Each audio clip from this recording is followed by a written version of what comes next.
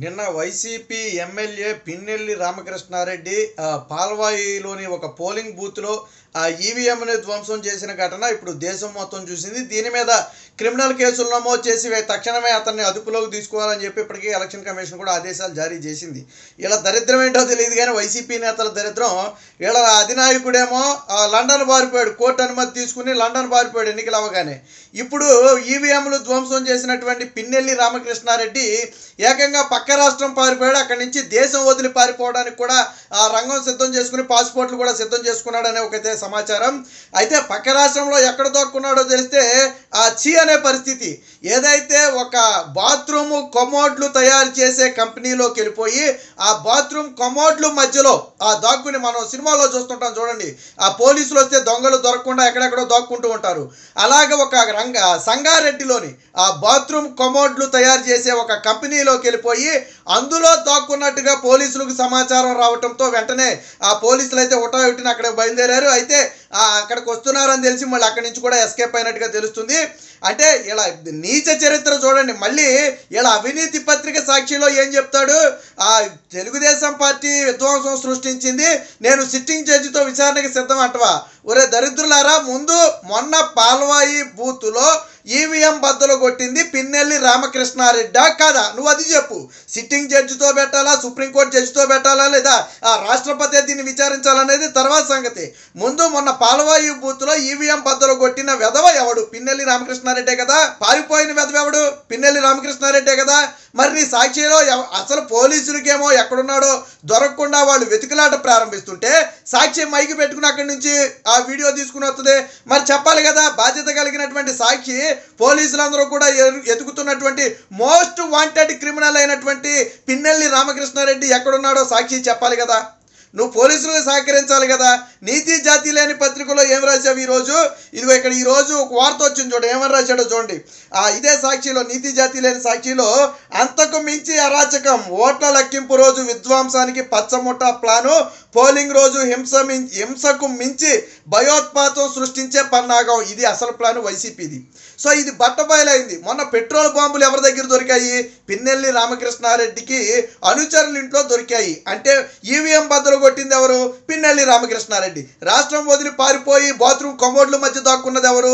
పిన్నెల్లి రామకృష్ణారెడ్డి. ఎన్నికల కమిషన్ ఎవరి మీద కేసు నమోదు చేయమని చెప్పింది? వైసీపీ అభ్యర్థి అయినటువంటి పిన్నెల్లి రామకృష్ణారెడ్డి మీద. ఇప్పటి వరకు నమోదు చేసిన కేసులన్నీ కూడా ఎవరి మీద నమోదు చేశారు? వైసీపీ నేతల మీద నమోదు చేశారు కదా. మరి ఇప్పుడు చెప్పండి, విధ్వంసం సృష్టించింది ఎవరు? కుట్ర సృష్టించింది ఎవరు? ఎన్నికల రోజే మీరు ఇంత బరి తెగించారంటే, సీసీ కెమెరాలు ఉన్నప్పుడే మీరు వెళ్ళిపోయి ఈవీఎంలు బద్దలు కొట్టారంటే రేపు ఓట్ల లెక్కింపు సాగనిస్తారా?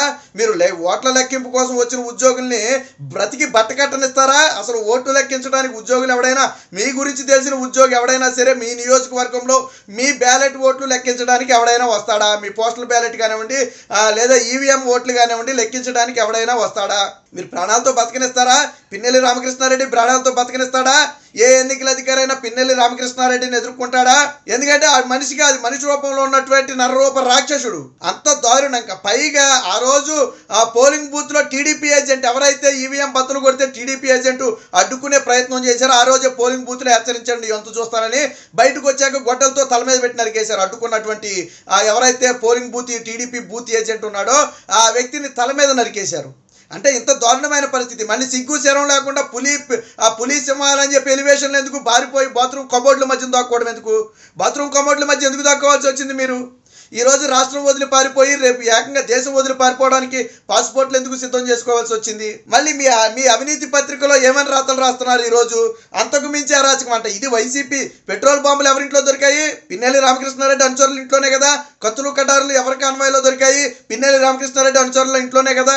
అంటే ఎంత దిగజారిపోయారు అంటే ఈ రోజు రాష్ట్రం వదిలి దేశం వదిలి కూడా వీళ్ళు పారిపోతున్నారు. కానీ వీళ్ళ అవినీతి పత్రిక మాత్రం వెళ్ళిపోయి పిన్నెల్లి రామకృష్ణారెడ్డి ఇంటర్వ్యూ తీసుకుంటుంది. కానీ పోలీసులు మొత్తం బృందాలుగా విడిపోయి పిన్నెల్లి రామకృష్ణారెడ్డిని వెతుకులాట ప్రారంభిస్తుంటే ఎక్కడున్నాడు అనేది మాత్రం సాక్షి చెప్పదు. తక్షణమే ఎలక్షన్ కమిషన్ పిన్నెల్లి రామకృష్ణారెడ్డి ఎక్కడున్నాడో సాక్షికి తెలుసు. ఎవరైతే ఈరోజు ఆ పిన్నెల్లి రామకృష్ణారెడ్డితో ఒక ఇంటర్వ్యూ తీసుకున్నారో, నాకు ఏమీ సంబంధం లేదని చెప్పి చెప్పించే ప్రయత్నం చేశారో, ముందు ఆ వ్యక్తిని అదుపులోకి తీసుకుని పోలీసుల స్టైల్లో అడిగితే పిన్నెల్లి రామకృష్ణారెడ్డి ఎక్కడ ఉన్నాడో చెప్తాడు. లేదా సాక్షి ఎండీని పట్టుకుంటే, సాక్షి ఎండీ ఆల్రెడీ దేశం వదిలి పారిపోయింది, ఆ భారతిరెడ్డి దేశం వదిలి పారిపోయింది. ఎవరైతే ఇప్పుడు సాక్షికి ఇన్ఛార్జ్గా ఉన్నాడో వాడిని పట్టుకుంటే పిన్నెల్లి రామకృష్ణారెడ్డి ఎక్కడ ఉన్నాడో చెప్తారు. ఎందుకంటే పోలీసులు మొత్తం వెతుకుతుంటే సమాచారం ఇవ్వకుండా వీళ్ళు మాత్రం సాక్షిలో వీడియోలు మాత్రం తీసుకొచ్చి పెడతారు పిన్నెల్లి రామకృష్ణారెడ్డి. అంటే ఎంత దారుణమైన పరిస్థితులు ఉన్నాయో రాష్ట్రంలో చెప్పడానికి ఇది ఒక ఉదాహరణ. ఏది ఏమైనా పిన్నెల్లి రామకృష్ణారెడ్డి సోదరులని ఖచ్చితంగా జైల్లో పెట్టాలి. కౌంటింగ్ రోజు వీళ్ళు గన నిజంగా బయట ఉంటే కౌంటింగ్ అనేది జరగదు. మారణ హోమం సృష్టించడానికి పెట్రోల్ బాంబులతో సహా, నాటు బాంబులు, వేట కొడవళ్లతో సహా ఆ గాజు పెంకులు, ఏదైతే గాజు పెంకులు మొత్తం కూడా ముద్ద కింద నుజ్జు కింద కొట్టేసి పొట్లాల కింద కట్టి పెట్టి కొట్టారు. అంటే రేపు పొద్దున వాటిని ఇసరడానికి, పెట్రోల్ బాంబులతో కలిపి వాటిని ఇసరడానికి ఒక మారణ ఆయుధాలన్నీ కూడా సిద్ధం చేసుకున్నారు. ఇలాంటి వ్యక్తులను రాష్ట్రంలో ఉంచడం ప్రమాదకరం. ముందు అర్జెంటుగా పిన్నెల్లి రామకృష్ణారెడ్డిని అనర్హుడిగా ప్రకటించాలి. ఆయన వైసీపీ తరపున పోటీ చేసినటువంటి అభ్యర్థి కాబట్టి తక్షణమే పిన్నెల్లి రామకృష్ణారెడ్డిని అనర్హుడిగా ప్రకటించాలని చెప్పి ఈరోజు రాష్ట్రం మొత్తం కూడా డిమాండ్ చేసే పరిస్థితి.